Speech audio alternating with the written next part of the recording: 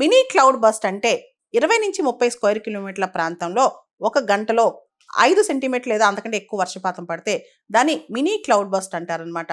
రీసెంట్గా India metrological department వాళ్ళ కథనం ప్రకారం భారతదేశంలో మినీ క్లౌడ్ బస్ట్లు చాలా ఎక్కువ జరుగుతున్నాయి. మనకు తెలుసు భారతదేశంలో క్లౌడ్ బస్ట్ కుంభవృష్టి ఒకసారి ఓరోగ్రాఫిక్ లిఫ్ట్ వల్ల, అంటే మేఘాలకి కొండ అడ్డం రావడం వల్ల వర్షం ఒకటేసారి ఒకటే చోట కురుస్తుంది అనమాట. అలానే అర్బన్ హాట్స్పాట్స్లో లేదా కోస్టల్ బెల్ట్స్లో ఇలా ఒక్కోసారి కుంభవృష్టి పడతా ఉంటుంది. కొన్నిసార్లు క్లౌడ్ బస్ట్ని ప్రిడిక్ట్ చేయడం అనేది కుదరదు, చాలాసార్లు కుదరదు. ఫోర్కాస్టింగ్ అనేది చాలా కష్టం అనమాట. క్లౌడ్ బస్ట్ కుంభవృష్టి అనేది షార్ట్ రేంజ్ ప్రిడిక్షన్, అంటే పడబోతుంది ఇంకొక అరగంటలో పడబోతుంది, లేదా నౌ కాస్టింగ్ ప్రిడిక్షన్, అంటే ఇప్పటికిప్పుడు పడుతుంది అంటే పడుతుంది మీరందరూ జాగ్రత్తగా ఉండండి అని చెప్పడమే. అంతేగాని ముందే ఊహించి పెద్ద కుంభవృష్టి పడుతుందని చెప్పడం అసాధ్యం అంట. ఆల్మోస్ట్ చాలా కష్టం. ఒక్కోసారి ఫోర్కాస్టింగ్ కష్టం, నౌ కాస్టింగ్ లేదా షార్ట్ రేంజ్ ప్రిడిక్షనే కాస్త ఈజీ అంట.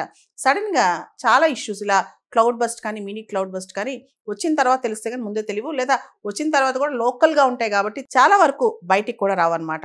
ఈ క్లౌడ్ బస్ లేదా మినీ క్లౌడ్ బస్ వల్ల ఫ్లాష్ ఫ్లడ్స్, విపరీతమైన వరదలు, సడన్గా 2-3 గంటలు విపరీతమైన వరద వచ్చేయడం, అంటే మనం 6 అవర్స్ టైంలో విపరీతమైన వరద వస్తే దాన్ని ఫ్లాష్ ఫ్లడ్ అంటాం. లేదా ప్రాపర్టీకి ఇన్ఫ్రాస్ట్రక్చర్కి విపరీతమైన నష్టం, వ్యవసాయానికి విపరీతమైన నష్టం, మనుషులు చనిపోవటం, ఇలా చాలా జరుగుతాయి అన్నమాట.